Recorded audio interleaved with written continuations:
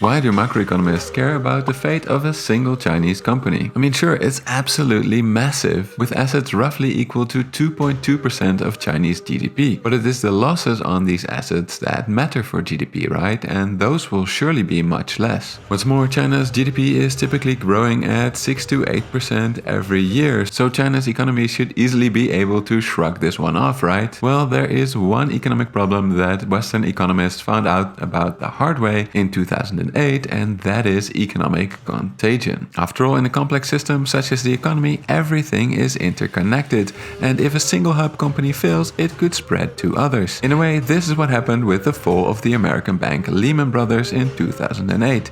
Its fall triggered a panic in financial markets, leading to a freeze in interbank lending and a subsequent stop of lending to the economy, accelerating its collapse. But the thing is, even though media like to make this comparison, the Chinese economy differs from the US economy in a crucial way. Its financial system is not a free market.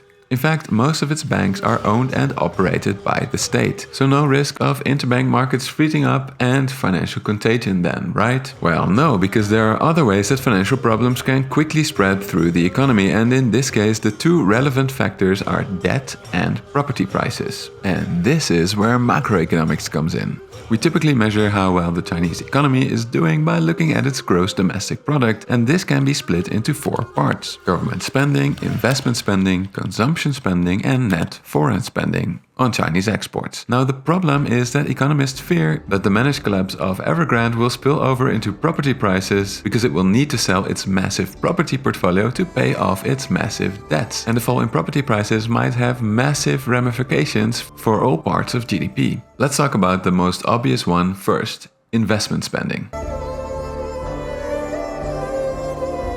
If property prices fall, there will obviously be less investment spending from the property development sector and related industries. Now, the problem is that these sectors are much bigger in China than they are anywhere else. In fact, economists estimate that real estate, excluding housing construction, accounts for a whopping 7% of GDP, while related industries such as raw materials account for 17.2%. But perhaps consumer spending can come to the rescue? Well, that is unlikely because property prices are deeply related to consumer spending in 2 ways. First, because the property sector and industries that rely on it employ a lot of people that might lose their job and stop spending, making consumption drop as well. The second connection is that Chinese households have invested heavily in properties, and this is where we come to what economists call a wealth effect. The idea here is that if people perceive themselves to become poorer because the value of their house drops, they will cut back on spending. So what about government spending?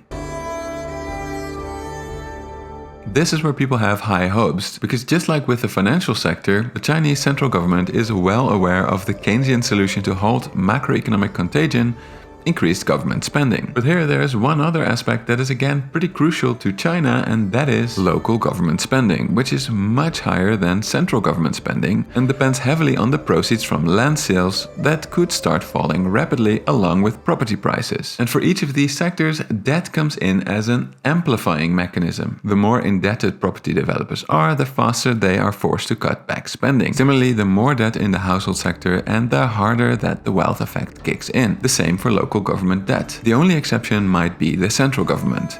But since China's official debt-to-GDP ratio has increased by almost 45% in the last 5 years, it now has one of the highest debt-to-GDP ratios of any developing country in history. So what about the rest of us? Well, it is unlikely that exports will increase enough to make up for lost domestic spending, since the rest of the world is still dealing with another type of contagion. What's more, China's reduced commodity imports might also reduce its exports as well, since the proceeds from its imports are often used by commodity-reliant trading partners such as Australia, Africa, and South America to buy Chinese products. So why do macroeconomists care about one single massive company? It's all about contagion. But just as with a virus or politics, it is impossible to predict precisely what will happen next. We all know that China's central government doesn't like contagion, and it could very well be that it will step in sooner rather than later, ending contagion, preventing depression, and ushering in an era of stagnation. But that is a story for a future video. So make sure to subscribe, and if you want to discuss further with me and my awesome patrons, consider supporting the channel on Patreon. Finally, another massive shout out to my VPN of choice, Atlas VPN, for making this video possible.